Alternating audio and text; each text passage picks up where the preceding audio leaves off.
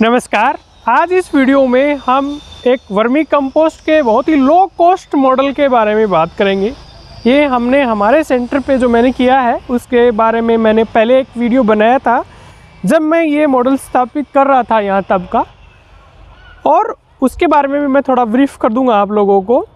लेकिन इस वीडियो के बाद में आप लोग चाहे किसान हैं या आप कोई अपना बिज़नेस करना चाह रहे हो वर्मी कंपोस्ट रिलेटेड, तो आपको कोई भी बेवकूफ़ नहीं बना पाएगा वर्मी कंपोस्ट रिलेटेड, क्योंकि इन जनरल ज़्यादातर चाहे वो किसान हो चाहे वो बिज़नेस करने की चाह रख रहा हो कोई युवा, वो एक्सपर्ट से तो कम मिलता है जनरली, जो प्रैक्टिकल जानकारी लगते हैं उनसे।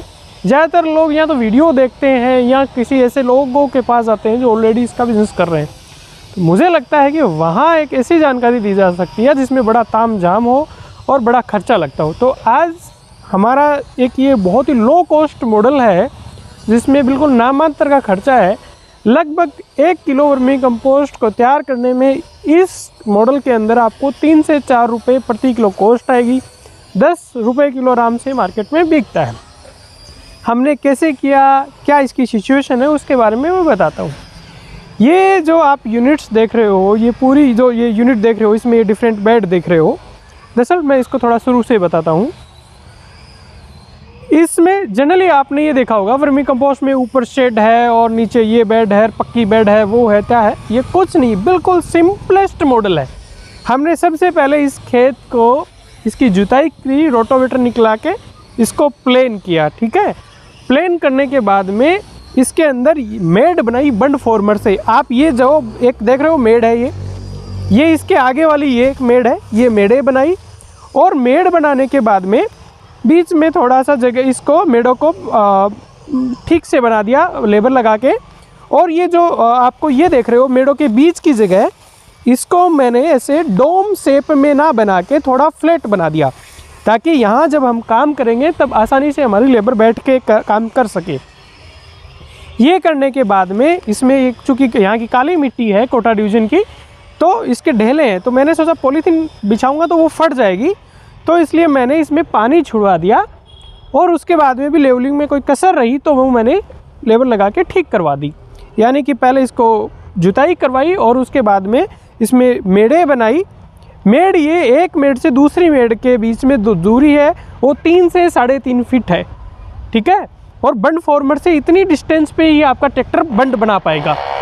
और जब मैंने ये मेडें फ्लैट करवा दी और बाद में पानी लगा के मैंने इस पे पॉलीथीन बिछा दी। सस्ती से सस्ती मैंने पॉलीथीन खरीदी है। उसका रीज़न ये है कि मेरे को 1-2 बार यहाँ काम में इसको लेना है, उसके बाद में मैं इसको रीयूज़ नहीं करूँगा। इसके बाद में मैंने बेडों के ऊपर गोबर लगाया।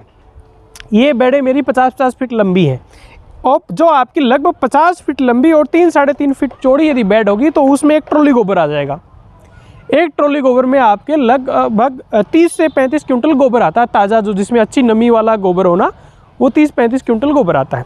ये मैंने 13 मैंने बेड बनाई है और 13 ही ट्रॉली मैंने गोबर, एक बेड में एक ट्रॉली मैंने गोबर लगा दिया।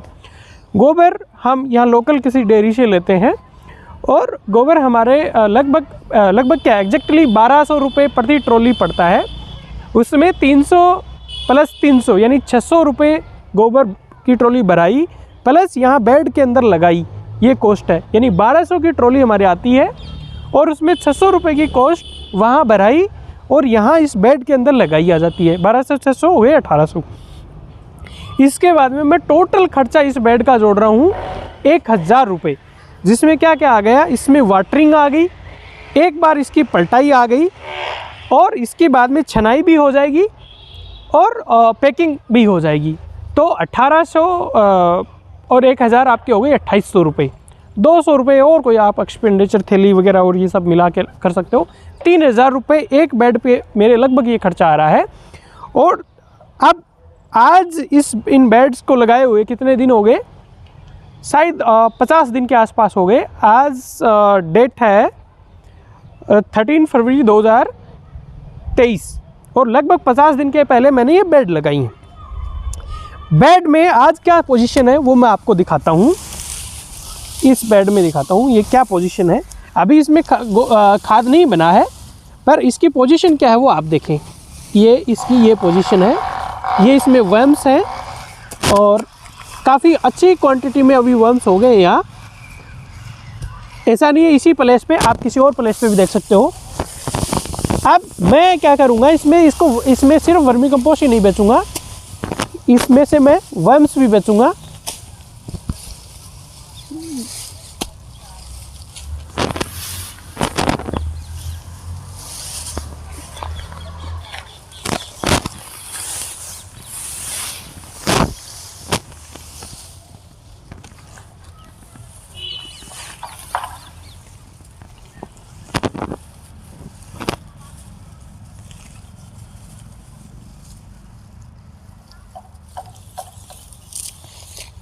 इधर आगे आगे भी दिखाइए।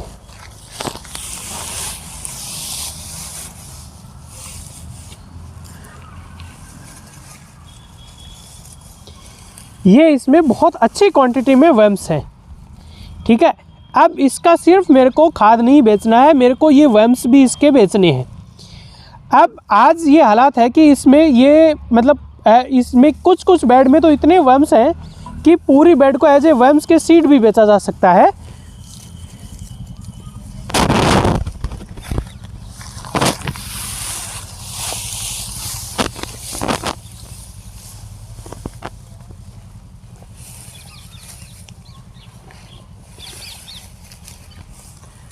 ये आप वर्म्स देखिए। अब इसमें से सिर्फ मेरे को यही नहीं, मेरे को वो वर्मी कंपोस्ट मिलेगी, मेरे को इसमें से ये वर्म्स भी मिल रहे हैं। इनको मैं एज ए सीड भी बेचूंगा। अब देखिए मैं इससे पैसे कैसे कमाऊंगा। इसमें मेरी लगभग एक ट्रॉली पे कितना खर्चा आ रहा है, एक ट्रॉली पे मेरा लगभग 3000 रुपये के आसपास कॉस्टिंग आ रही है। और इसमें से जो एक ट्रॉली है आपकी, इसमें 30-35 क्विंटल जो आपका खाद लगा है, उसमें से करीब आपको 8-10 क्विंटल खाद मिलेगा। मोटा मोटा ये है कि मैं जो ये 13 बेड का ये जो प्रोजेक्ट लेके चल रहा हूँ, 13 ट्रॉली का, इसमें से मुझे लगभग 40,000 रुपये के आसपास मेरी कॉस्टिंग आनी चाहिए और 1.25 लाख रुपये के आसपास की मैं खाद बेचूँगा। अब इसमें से सबसे इम्पोर्टेंट कंपोनेंट है जो मैंने छोड़ दिया, वो क्या है कि वर्म्स की कॉस्ट। वर्म्स की कॉस्ट मैंने, और यही चीज़ मैं इस वीडियो से आप लोगों को क्लियर करना चाह रहा हूँ। जनरली इस वर्मी कंपोस्ट के बिज़नेस में आदमी कहाँ मार खाता है, मार खाता है वर्म्स के अंदर। वर्म्स आदमी, इसमें क्या है, गोबर तो हर कहीं मिल जाएगा, आदमी वर्म्स खरीदता है। वर्म्स खरीदेगा तो वो 130 रुपये किलो, कोई 120 रुपये किलो, जैसा मिल जाए वैसा ही लोग पैसे इसके ले लेते हैं। वर्म्स सबसे इम्पोर्टेंट इसकी इनपुट है, गोबर तो हर कहीं मिल जाता है। तो वर्म्स आप जहाँ से भी लेते हो तो आपको या तो 120 देगा, 130 रुपये किलो देगा, और वो आपकी बहुत बड़ी कॉस्टिंग आ जाती है। तो ये जैसे 50 फीट लंबी है, तो जनरली आपको ये कहा जाएगा आप इसके लिए 25 से 50 किलो केचुए इस एक बेड के अंदर डालो। अब मान लो आपने 50 किलो केचुए एक बेड के अंदर डाल दिए, और 2 बेड के आपके 100 किलो केचुए हो गए। मान लो 2 बेड के 2 बेड से स्टार्ट करेंगे आप, मान लो 2 बेड के यदि 100 किलो केचुए हो गए और 130 रुपये किलो यदि आपको कोई केचुए देगा, तो 13,000 रुपये के तो आपके वर्म्स हो जाएंगे।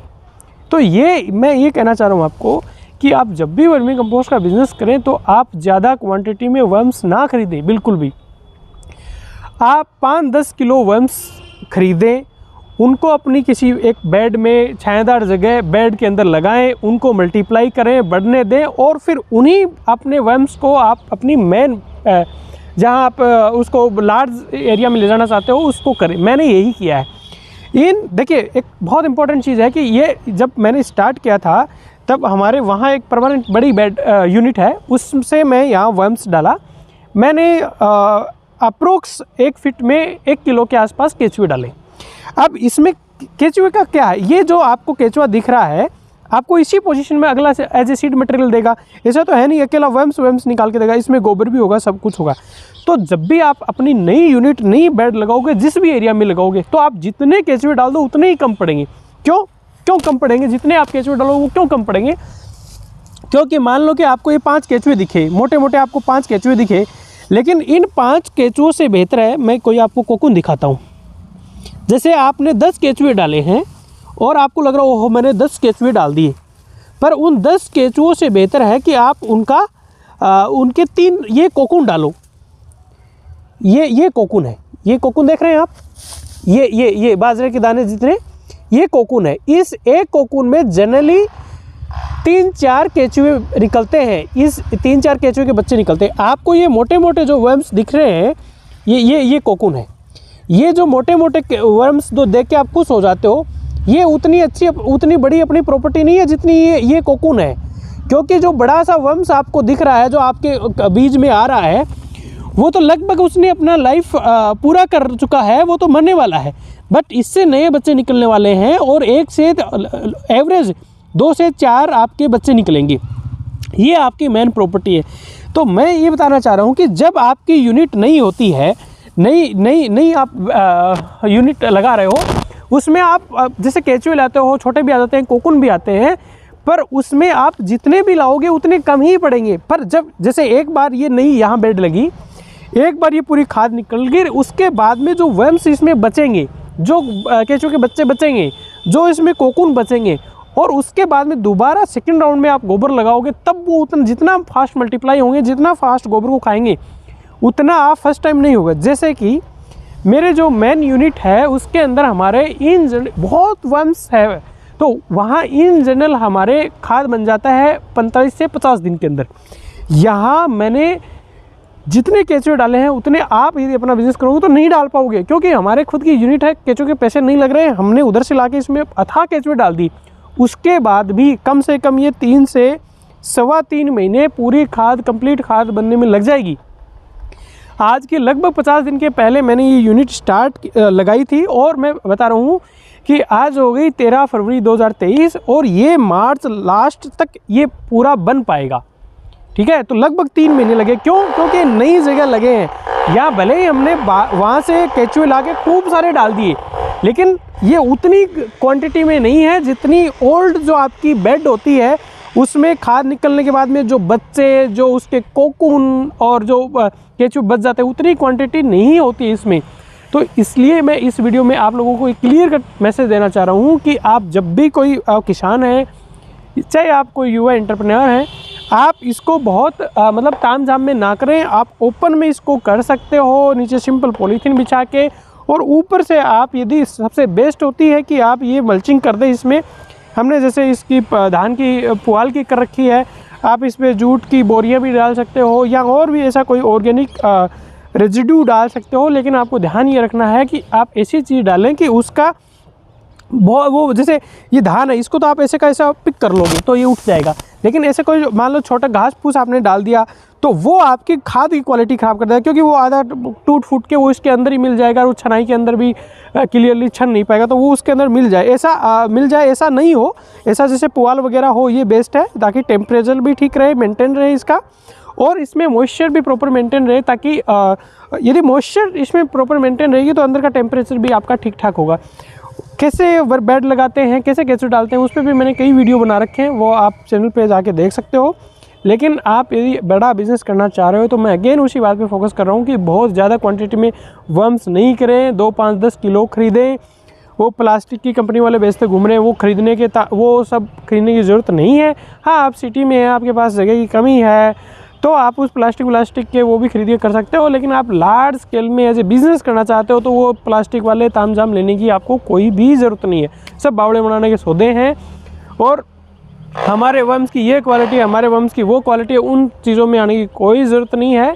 आप 2, 5, 10 किलो वर्म्स खरीदो, खुद उनको मल्टीप्लाई करो। क्यों इतना बहुत मतलब थोड़ा पैसे रखें नहीं जी, क्यों आप इतना जल्दी करना चाहते हो कि हो मैं मतलब 500 किलो केचुए खरीद लिए और मैंने इतने बड़े से ऐसे स्टार्ट कर दिया? कुछ नहीं है। आप जितना कम क्वांटिटी में केचुए लेके उनको खुद मल्टीप्लाई करके और फिर उनको आप अपनी यूनिट बढ़ाओगे तो वो सबसे बेहतर होगा। उम्मीद करता हूँ जानकारी ठीक लगी। इसमें और भी कोई प्रैक्टिकल एस्पेक्ट पे आपको जानकारी चाहिए तो आप कमेंट बॉक्स में लिख सकते हो, उस हर एक चीज़ पे मैं वीडियो बनाऊँगा। और वर्मी कंपोस्ट के हर एक तरीके से बनाते हैं, हम जानते हैं। तो कोई भी प्रैक्टिकल एस्पेक्ट पे कोई भी आपको इससे रिलेटेड जानकारी चाहिए तो आप कमेंट बॉक्स में लिख सकते हो। हम तो वर्मी कंपोस्ट फोर्टिफिकेशन और उन पे भी काम कर रहे हैं, तो यदि और भी कोई आपको जानकारी चाहिए तो उसके लिए भी आप कमेंट करके लिख सकते हो। नमस्कार, जय हिंद।